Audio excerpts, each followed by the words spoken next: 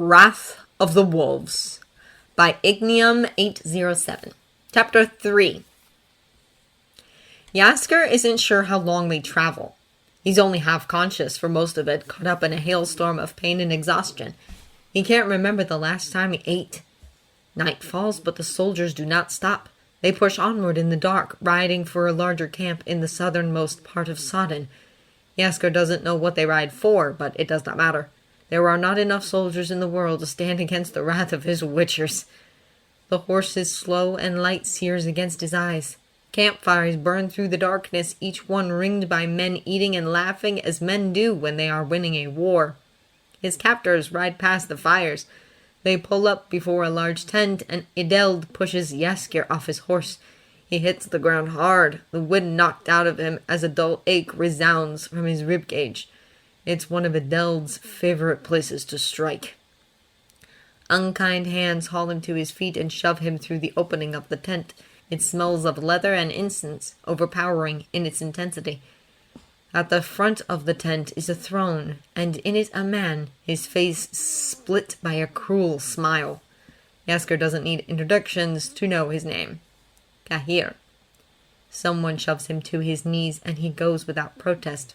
All of Jaskier's attention is focused on channeling the image through his pendant.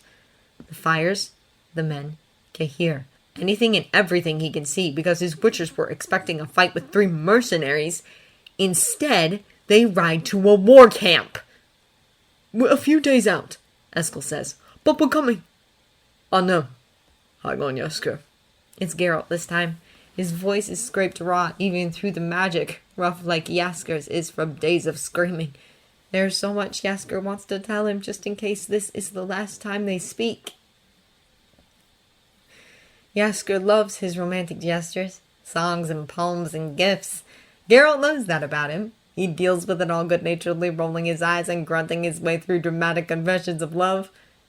But there's more to it than that for Jaskier. There's mornings full of sunlight, wrapped up in each other's arms. Meals on the road are better than any tavern food because they're free and they're together. Geralt's eyes, his gentle hands, the smile that lights his face when Jaskier says something ridiculous, like he can't believe he's in love with such a man. Jaskier can't believe it either. If this is the last time, there is so much he needs to say. "Geralt, The chain around his neck is snapped off in one brutal tug. "Who kidnapped the White Wolf's bard and didn't think to check him for magic?" Kaer sneers. "Idiots." Jaskier can't help the whimper that escapes him. It's a weak, broken sound, and he hates himself for it, but all he can see is the glint of his necklace where Kaer holds it up to a candle. His head is too quiet. Empty. It hurts more than any of the bruises Ideld painted across his skin. The curses are gone, the mutters of his name. Geralt, Lambert, Eskel, Vesemir. Gone. He's alone. Geralt feels the connection break. 1 second Jaskier is there, hurt but there, and the next he's gone. He stops Roach so fast it nearly throws him off. Lambert curses, a low string of words filthy enough to make Vesemir blush. They saw the camp. The soldiers. They saw Kaer alone in a tent with Jaskier. Soft, breakable, mostly human Jaskier. Geralt wonders how much of him will be left by the time they get there. "There were at least 50 men in that camp," Eskel says quietly. "Not men," Geralt mutters. "Beasts, prime for the slaughter." "It's a suicide mission." Geralt draws in a breath, casting his eyes to the sky. It is suicidal. 50 on 3, even 3 witchers, is not odds that any sane man would accept. But with the memory of Jaskier's panic in his mind, with the thought of some Nilfgaardian bastard tearing apart his bard, the one beautiful thing in his life before Ciri, the only person to ever hold him close without fear... Geralt is not a sane man. "I will die for him, if that's what it takes." Eskel levels him with a glare that feels like a challenge. Geralt stares back, unflinching, unwavering. His life or Jaskier's? It's hardly a choice. After a long moment, Eskel nods. "As will I." "So we die," Lambert says, his voice like steel. "but we bring them with us." They start with fists.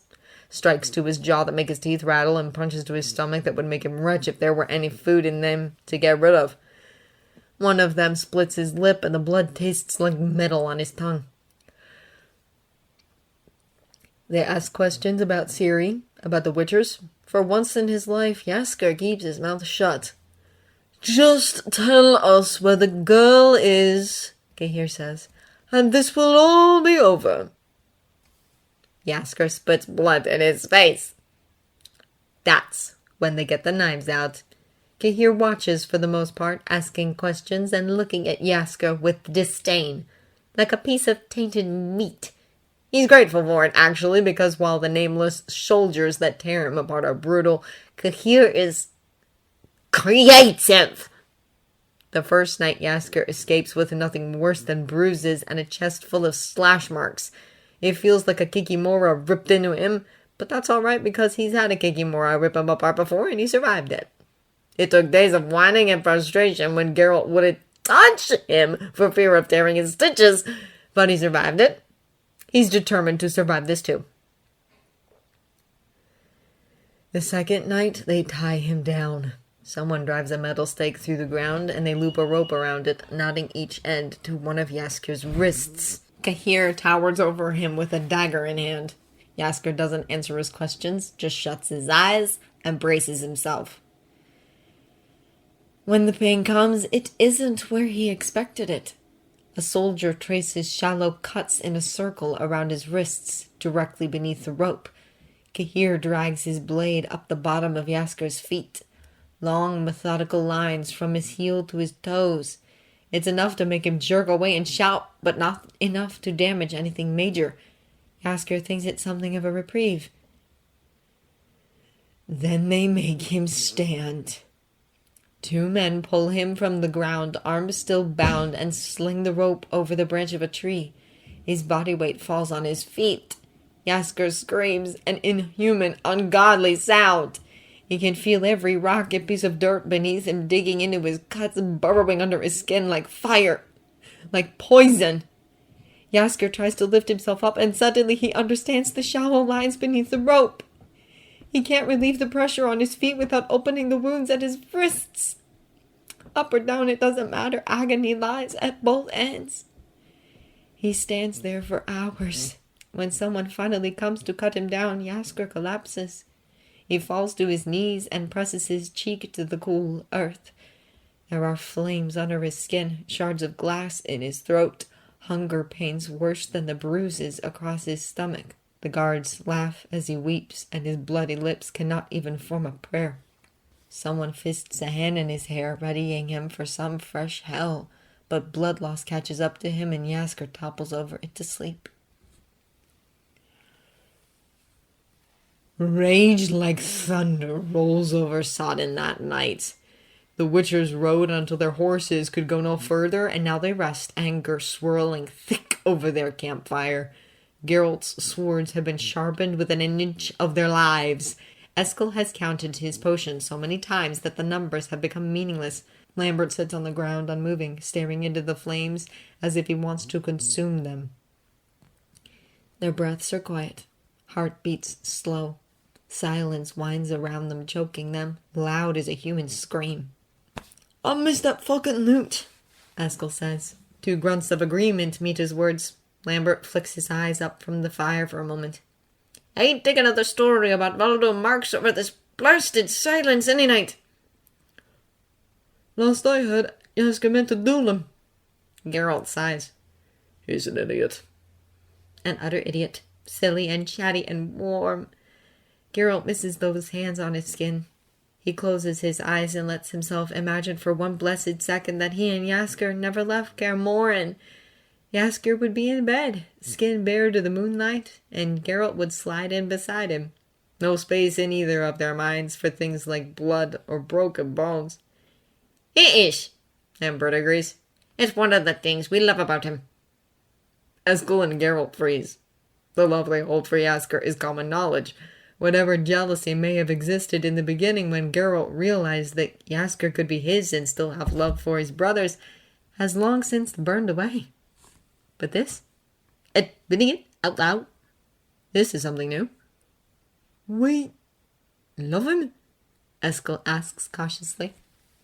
Lambert finally turns away from the fire. His face is cut by the flickering light, somehow softer and more stern than Geralt has ever seen it. Honesty colors his tone when he says, "I do." He laughs a little, the laugh of a man with nothing left to lose. "I told him so that first winter. How about you?" Geralt has, though not in so many words. He tries to tell Jaskier how he feels every night, when all that exists is the two of them and the space they carved out for themselves in the world. He says that every time he pulls Jaskier away from a monster that would have his head. He's saying it now. Not yet, Eskel says. But I will. It'll be the first thing I say after I slit his throat. A growl rumbles from deep in Geralt's chest. Kaer is mine. He meets each of his brother's eyes in turn, making sure they understand. And he will die slowly.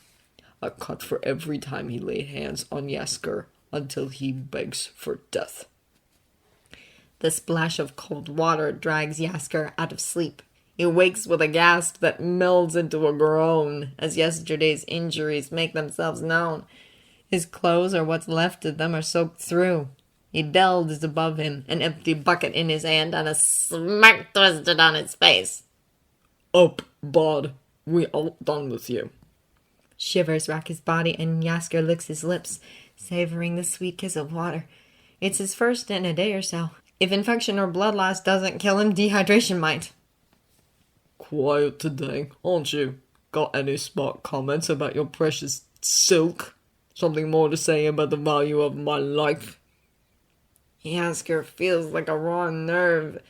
Every part of him was rent apart with knives and fists, stripped and bared to the world.